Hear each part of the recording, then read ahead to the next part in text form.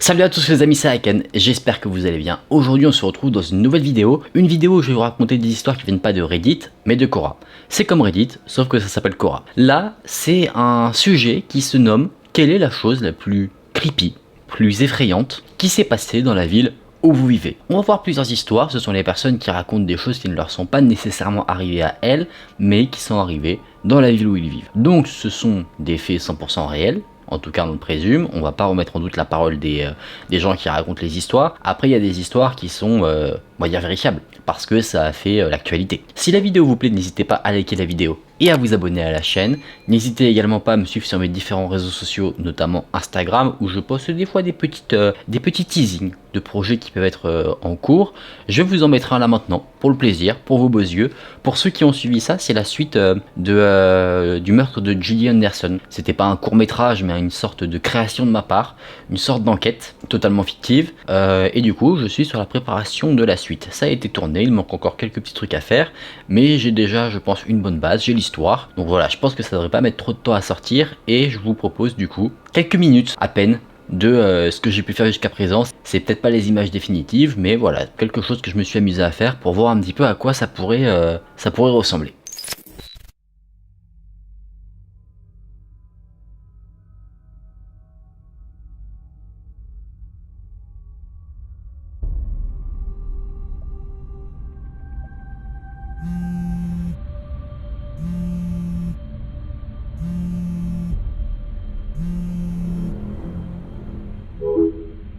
Oui, monsieur. Je suis désolé, monsieur. Ça ne se reproduira plus. Je m'en occupe. Je vous rappelle.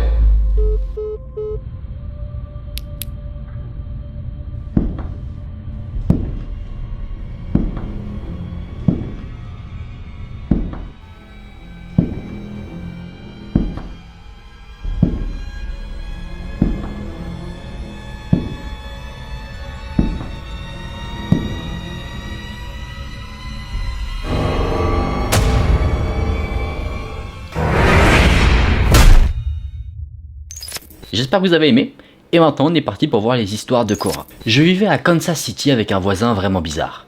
C'était une de ces personnes connues de YouTube, assez stéréotypées. Il était partant pour faire n'importe quoi, pour avoir des vues. Et ce qu'il faisait, c'était de plus en plus ridicule.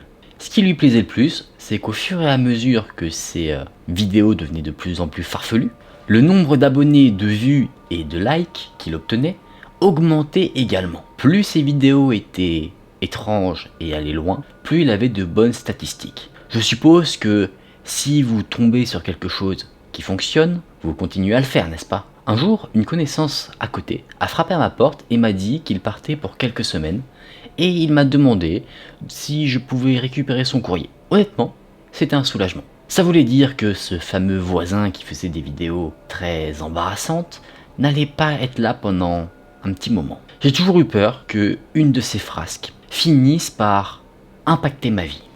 Les choses se passaient plutôt normalement les premiers jours.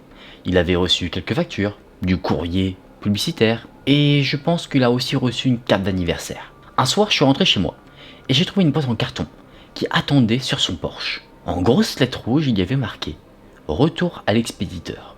Je ne suis pas quelqu'un de gringalet, mais j'avoue que j'ai eu un peu de mal à soulever la boîte tout seul. C'était assez lourd. J'ai dû la traîner jusqu'à chez moi, j'ai eu du mal.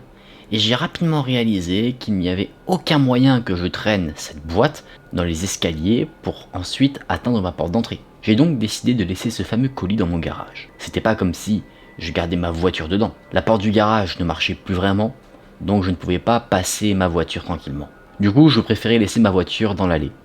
Et le garage, lui, me servait un petit peu de débarras. Avec le recul, je me dis que j'aurais dû poser le paquet alors que j'essayais d'ouvrir la porte du garage. Mais je suppose que vous connaissez ce sentiment. Quand vous tenez un objet assez lourd entre vos mains et que vous avez trouvé une bonne prise, vous n'avez pas envie de le poser, sauf si vous y êtes obligé. Alors que je mettais quelques coups de pied sur la porte du garage pour qu'elle s'ouvre, j'ai fait tomber le paquet. Il est tombé par terre et quand il a touché le sol, j'ai entendu un léger craquement à l'intérieur. Je me suis dit mince, j'espère que je n'ai rien cassé d'important. Je me disais aussi que je ne le dirais pas à mon voisin et que je laisserais supposer que la casse s'est produite alors que le colis était transporté. Alors que j'avais maintenant les mains libres, j'ai finalement réussi à ouvrir la porte du garage. J'ai traîné la boîte sur le reste du chemin et je l'ai placée dans un coin. Comme ça, quand mon voisin viendrait le réclamer, je pourrais le sortir facilement. Le temps a passé, quelques jours, et j'ai tout oublié. Je ne sais pas combien de temps il a fallu pour que une odeur s'échappe sous la porte du garage à la maison. C'était assez discret, très lent, mais une odeur commençait à s'installer progressivement. Au début, je me suis dit que c'était quelque chose sur la route qui s'était frayé un chemin jusqu'à ma maison. Je me suis pas dit tout de suite que ça venait de la boîte qui s'était cassée. C'est que quand le parfum est devenu de plus en plus intense que je suis allé chercher d'où il venait. C'est là que, en ouvrant la porte du garage, l'odeur m'a piqué le nez. Ce n'a pas été difficile à identifier. L'odeur venait très clairement du colis que j'avais récupéré chez mon voisin. Et j'étais sûr que ça venait de là, parce que avant tout allait bien. Et l'odeur a commencé à apparaître pile poil quand j'ai installé cette boîte dans mon garage. Je me suis dit d'abord que c'était peut-être une boîte d'abonnement, un truc où mon voisin s'était inscrit pour recevoir de la bonne viande chez lui directement, mais que, ayant été laissé hors du frigo pendant longtemps, la viande avait dû tourner. Mais la boîte était assez grande, donc je me disais quelle quantité de viande pouvait-il y avoir. J'ai couvert mon nez, je me suis approché de la boîte, une paire de ciseaux dans les mains. La boîte semblait mouillée, je n'en aurais presque pas eu besoin. J'aurais pu l'ouvrir au doigt, mais mettre mon doigt dans du jus de viande qui avait tourné, ça ne me faisait pas très envie. Je devais voir comment j'allais m'y prendre. Si j'ouvrais mal la boîte, le jus aurait pu se renverser dans mon garage. J'allais devoir jeter les morceaux de viande dans un sac poubelle et apporter le tout à la benne à ordures pour que l'odeur ne reste pas dans ma maison. J'ai déchiré le ruban le long de la boîte. En l'ouvrant, je me suis dit que l'odeur n'allait pas s'aggraver, mais je me trompais. En l'ouvrant, j'ai découvert une toute nouvelle gamme d'odeurs. C'était comme ouvrir un four enflammé. Mais au lieu d'une vague de chaleur qui nous tombe sur le visage, c'était comme si il y avait des vagues d'urine, de sueur, de putréfaction. C'était si prenant que j'ai dû reculer. J'ai quasiment vomi toutes mes tripes à ce moment-là. J'ai directement couru dehors pour aller chercher une bouffée d'air frais. Mais pendant le peu de temps que j'avais passé dans le garage, l'odeur était tellement devenue ancrée dans le tissu de mes vêtements qu'elle me collait comme une ombre. Rien de ce que j'ai essayé n'a pu empêcher l'odeur d'entrer dans mes narines. Je n'avais pas de masque, pas de déodorant. Je n'allais pas me prendre une douche maintenant, je n'allais pas me changer, je devais m'occuper de cette boîte. Chaque seconde où cette boîte était ouverte dans mon garage était une seconde de plus où l'odeur pouvait s'introduire dans ma maison. Donc, j'ai pris sur moi. Je suis retourné devant la boîte, elle qui était ouverte, comme si elle m'invitait à regarder. J'étais préparé, un sac poubelle dans la main. Je m'étais mis une pince à linge sur le nez, le nettoyant le plus puissant que j'ai pu trouver dans l'autre main, et j'avais de longs gants en caoutchouc pour éviter que ma peau n'ait à toucher ce qu'il y avait à l'intérieur. Mais en fin de compte, je n'avais besoin d'aucune de ces choses. Je n'aurais pas à toucher ou à nettoyer le contenu de cette boîte. J'avais juste à faire des cauchemars chaque nuit en repensant à ce qu'il y avait. Vous voyez, il y avait de la viande dans cette boîte, mais elle ne provenait pas d'une vache ou d'un cochon. Non, c'était pire que ça. C'était mon voisin, mort, toujours en un seul morceau, mais mort. J'ai appelé la police et naturellement ils m'ont emmené pour un interrogatoire. C'était un peu difficile de ne pas soupçonner l'homme qui avait un cadavre dans son garage. Heureusement, ils ont vite réalisé que je n'étais pas impliqué. Mon ADN était peut-être partout dans cette boîte, l'odeur avait peut-être laissé une trace dans toute ma maison, mais il y avait une preuve irréfutable entre les mains de mon voisin qui prouvait mon innocence. Une caméra. Ils ne m'ont montré les images qu'une seule fois. Je ne sais pas s'ils y étaient autorisés, ou s'ils se sentaient si mal pour moi qu'ils pensaient que ça ne pouvait pas me faire de mal. En tout cas, j'ai vu les images. Mon voisin était assis, dans la boîte, à l'extérieur d'une installation d'expédition. Il riait, et disait au monde comment il allait se poster à travers les frontières de l'État. Il avait apporté des bouteilles, s'il avait besoin d'uriner, de la nourriture, un oreiller et quelques lampes de poche. Son ami, un gars que j'avais vu plusieurs fois chez lui pour l'aider dans ses cascades, dans ses différentes vidéos, a fermé le couvercle et l'a vraisemblablement déposé pour l'expédition, au cours des prochaines heures ou jours. Honnêtement, je ne suis pas sûr. Mon voisin a enregistré quelques courts clips sur ses progrès. Il disait ses ressentis, où il pensait se trouver, donc on l'entendait dire qu'à certains moments il pensait être dans un camion, qu'il sentait les secousses du véhicule, qu'il devait se trouver dans un entrepôt, il faisait le point sur ses rations qui lui restaient. Et puis, à la dernière entrée, la boîte a basculé. Ça lui a rompu la nuque. Et c'est tout. La caméra a enregistré jusqu'à ce que la carte mémoire soit trop pleine, ou que la batterie soit épuisée. Il y a une chose que je n'ai pas dit à la police après qu'ils m'ont montré la vidéo. Une chose que j'ai entendue, dans les images, qui me hantera jusqu'au jour de ma mort. Juste après la chute qui lui a brisé le cou, j'ai entendu le grincement familier de ma porte de garage. Triste, très triste comme histoire, très rude, et on a un twist à la fin auquel on ne s'attend pas parce qu'on se dit que le mec en fait est juste mort dans un entrepôt ou parce qu'il y avait peut-être plus de rations. Après on a encore l'histoire qui continue et en fait on voit que non, il a eu une sorte d'accident et on se rend compte qu'en fait l'accident a été provoqué par l'auteur. Et ça c'est très chaud. très très chaud. Te dire que, même si c'était pas voulu, hein, il n'y a pas d'intention de meurtre ou quoi que ce soit, la fameuse personne est décédée parce que l'auteur a fait tomber le carton parce qu'il était trop lourd. C'est très très très chaud comme histoire. Ce qui est fou, c'est qu'il y a des vidéos, après je sais pas si elles sont vraies, hein, mais j'ai déjà vu passer des vidéos comme ça de personnes qui s'envoyaient vraiment dans un colis. Il me semble que c'était Hugo Posé qui avait fait ça, après je suis pas sûr qu'il l'avait vraiment fait, j'ai un doute, je sais plus. Mais je sais que c'est un concept de vidéo en soi qui existe sur YouTube, ce genre de truc, de s'envoyer par la poste et de voir si ça passe. Sacrée histoire, sacrée histoire. Est-ce que ça donne envie de faire ce concept? Non, pas du tout. On passe à un autre témoignage. Il y a quelques années, ma ville, Calgary au Canada, a été connue dans l'actualité à cause de ce mec. Son nom est Matthew de Grood. C'était un bon étudiant qui avait été accepté dans une fac de droit à l'université de Calgary. Il devait commencer en septembre 2014.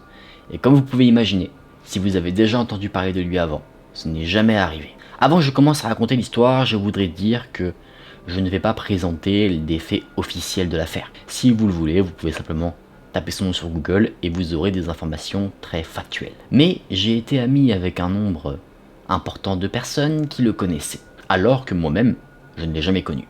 J'ai entendu beaucoup d'anecdotes, de détails, concernant ce qui s'est passé cette nuit-là, notamment venant de personnes qui étaient là. Ce sont ce genre de détails, ce genre d'anecdotes, qui font que la story est assez effrayante. Et c'est sur ça que je vais me focaliser. Le dernier jour de cours chaque année à l'université de Calgary, il y a une énorme fête sur le campus. Ça s'appelle la journée des pantalons courts, The Bermuda Shorts Day. L'école a un grand parking et ils installent des tentes à bière, ils engagent un DJ et tout le monde saute le dernier jour de classe pour aller se saouler avec ses amis et fêter la fin de l'année scolaire. Cette fête a lieu pendant la journée, mais généralement, une fois qu'elle se termine l'après-midi, de nombreuses personnes organisent des after-parties chez elles à proximité. L'un des amis de Matthew de Groot a décidé d'organiser une de ces afters dans le quartier de Brentwood, juste à côté de l'université. Ce soir-là, Matthew travaillait. Il ne s'est donc présenté à la fête que très tard. D'après ce que j'ai entendu de ceux qui étaient là, il ne connaissait pas vraiment beaucoup de monde, à part la personne qui organisait la soirée, et quand il est arrivé, il agissait de manière étrange. Il n'arrêtait pas de parler de la lune de sang. Il parlait de vampires, de loups-garous, et il agissait d'une manière vraiment bizarre. Il criait des choses, au hasard, et à un moment donné, il a même jeté son téléphone portable dans le feu qu'il y avait dans le jardin, avant que quelqu'un, qui était inquiet, atteigne le feu pour le récupérer et lui rendre. Selon ses parents, pendant quelques semaines avant l'incident, Matthew avait parlé de sujets occultes, des sujets étranges, et il avait commencé à avoir de grands changements dans sa personnalité.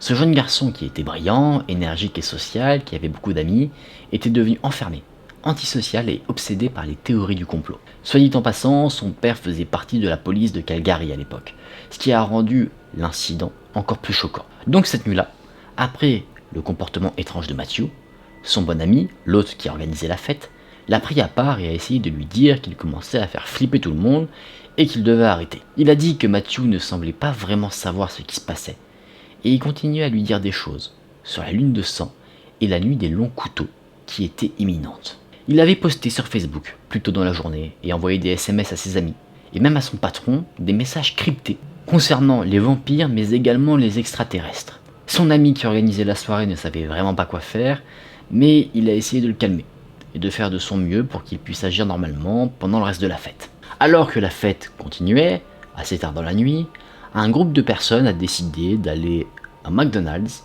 pour manger. La plupart des gens de la fête ont décidé d'y aller, mais il y a une poignée de personnes, dont Matthew, qui sont restés.